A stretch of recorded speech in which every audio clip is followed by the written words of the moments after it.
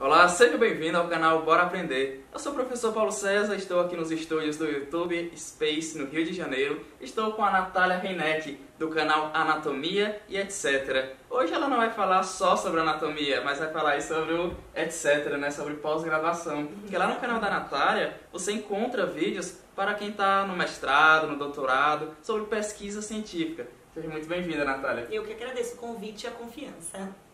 Natália, lá no teu canal tem sobre dicas de como escrever artigo científico, né? Quais são assim, as dicas que você tem no seu canal para esse público da pós-graduação?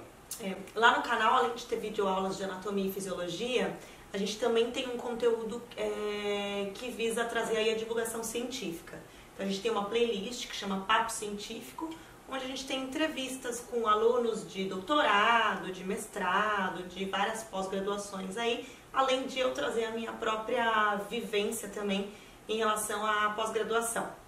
Qual a sua vivência na pós-graduação? Qual a sua trajetória formativa? Eu me formei em fisioterapia na graduação, depois eu fiz uma especialização em fisiologia do exercício, e aí eu cursei o mestrado e agora eu sou aluna de doutorado, eu estou terminando, esse ano eu termino o doutorado em Ciências da Saúde na Universidade Federal de São Paulo, na Unifesp. Então imagina aí, durante o mestrado, durante o doutorado, é preciso fazer um projeto de pesquisa, a pesquisa, definir objetivo, definir problema.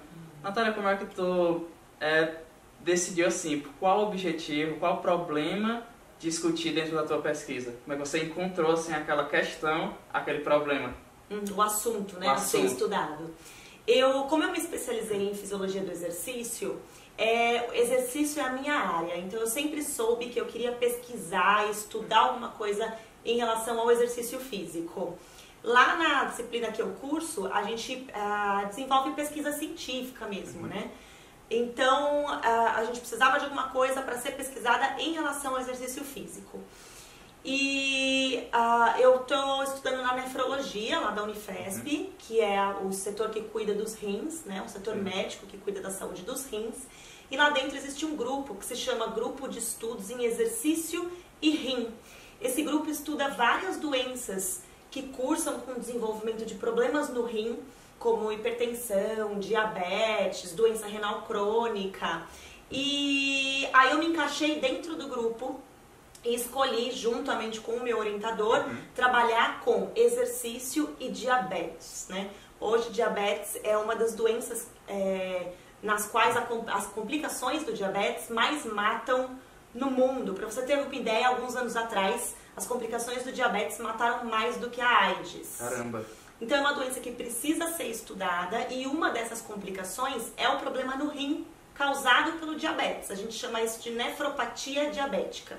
Então a gente decidiu juntar essas duas coisas e pesquisar os efeitos do exercício físico na nefropatia diabética e ver se o exercício teria algum efeito positivo para o rim dessas pessoas diabéticas. Então você imagina aí, nós temos todo um macrotema, né, que no caso é fisiologia, saúde, e ela foi afunilando, afunilando, e quanto mais afunila, mais microtemas vão aparecendo, surgindo, né? Exatamente. E você pegou mais de um microtema e relacionou eles, né? Exatamente, porque eu peguei o exercício, peguei o diabetes, né? E aí a gente juntou. E ainda mais no doutorado, que é uma coisa bem específica, a gente afunilou ainda mais, né? É que são conceitos bem complexos que a gente pesquisa, mas dentro disso a gente escolheu uma parte específica do rim, que se chama glomérulo. Glomérulo é como se fosse o filtro ali do rim. A gente sabe, todo mundo tem uma noção de que o rim filtra o sangue, né?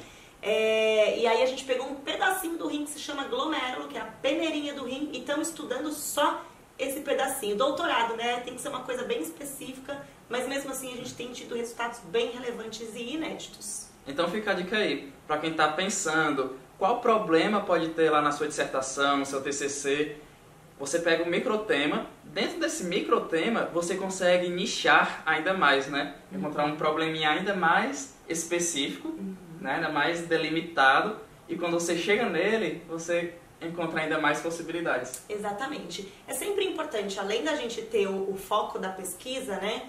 Que essa pesquisa seja relevante. Então, apesar da gente estudar uma coisa tão específica, que é microscópica, né? A gente sabe que o efeito do exercício nesse pedacinho pequenininho do rim, ele vai ter relevância na saúde da pessoa como um todo. Então, apesar de ser uma coisa extremamente específica, é importante que o estudo tenha uma relevância para a população depois também. Sabe o que me chamou a atenção? Porque o tema da diabetes, ela é bem difundida. Sim. A educação física, todo mundo sabe que faz bem para a saúde.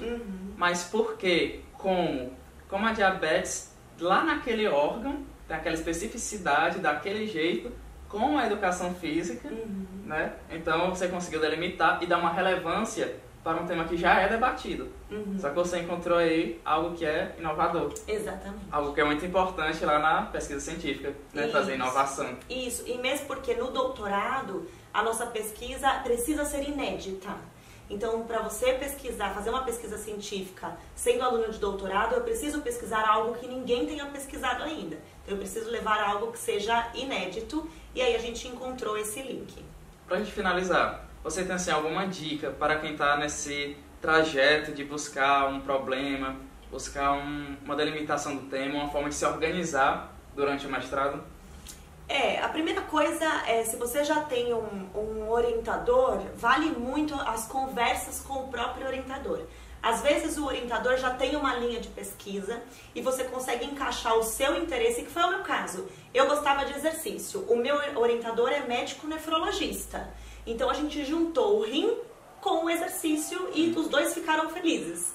Então as conversas com o orientador e você tentar juntar os seus interesses, as coisas que você já lê, que você já gosta de estudar, com a linha de pesquisa que já está sendo desenvolvida naquela disciplina, talvez seja uma dica, pelo menos para mim funcionou. Sim, muitas pessoas sempre procuram um orientador que tem a mesma formação e às vezes buscar alguém que tem uma formação diferente agrega muito mais, né? Que são conhecimentos diferentes que vão aí se somar. Dá uma outra visão, com exatamente. Certeza. Natália, muito obrigado pela sua participação. O link do canal da Natália vai ficar aqui logo abaixo. Não esqueça de inscrever-se no canal e deixe aqui um comentário. E fique ligado aqui no canal Bora Aprender.